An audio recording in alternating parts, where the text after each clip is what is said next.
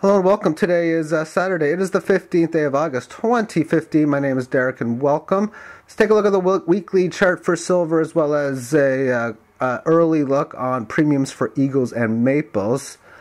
This week, price action is up 45 cents or a little over 3% to 15 and a quarter Americans and breaking past 20 in Canadian fiat debt notes. This year, 15 and a half has been support here, here, and that's where this week's resistance was in play. So now that a significant point was hit, this low has yet to be touched, although a pierce above in here. If in the situation the market maybe could find support where we had this resistance and then challenge the 15 and a half mark, get above it, then maybe this thing can continue its sideways neutral trend, because the range of this year's trend has been 15 and a half to really about 17 and a half. So it's below the range and of course above that previous low.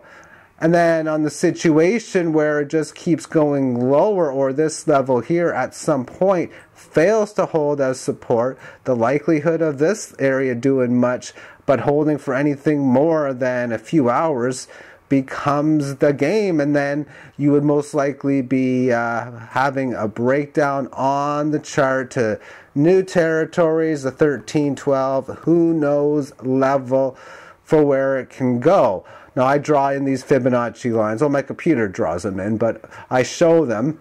And I got them set at 15.4 and 23.6% Fibonacci. And those are extremely low numbers. It's got to get above 61.8% for this thing to be in a long-term bull market. So it's got a long ways to go. But for the intermediate term, I still going to be saying the same thing. It's got to get above 18.5 for there to be a bull market in play, as long as, of course, this low holds, meaning that if we do break down below 12, I'll reduce the number. But that would be a future prospect. We had this weekly gain. This next week will be very important for how the market holds, because if it can continue with another further green candle to the upside, then just maybe this thing might be in its bottoming phases. But at this stage, it's very tough to call, because you can't go by the physical commodity demand and supply, because obviously if that was the case,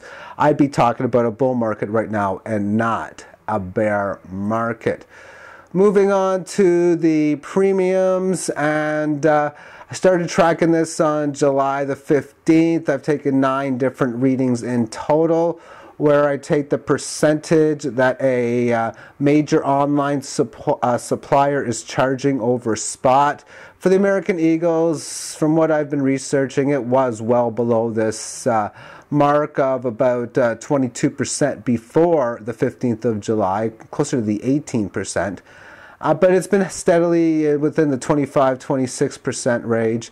But the Canadian Maple, we can see at the end of July, it went up to from 18.5% up to 20, and then just now up to about 21.5% with its previous play.